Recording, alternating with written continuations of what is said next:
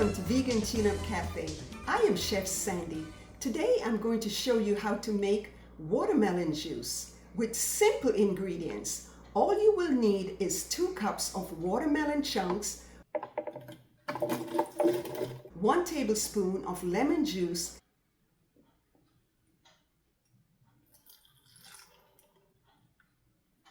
1 tablespoon of lime juice.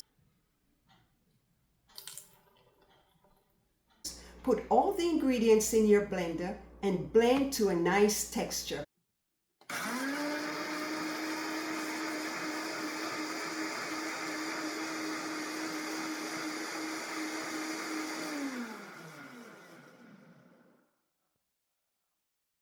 Pour your watermelon juice into a glass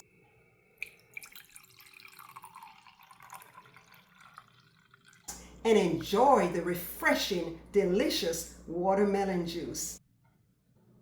And I normally buy watermelon with seeds and take the seeds out to make my juice. It is delicious and I hope that you will try it. Thank you for watching and don't forget to like and subscribe. For more information on my sensational vegan recipes cookbook, visit my website at vegantuneupcafe.com.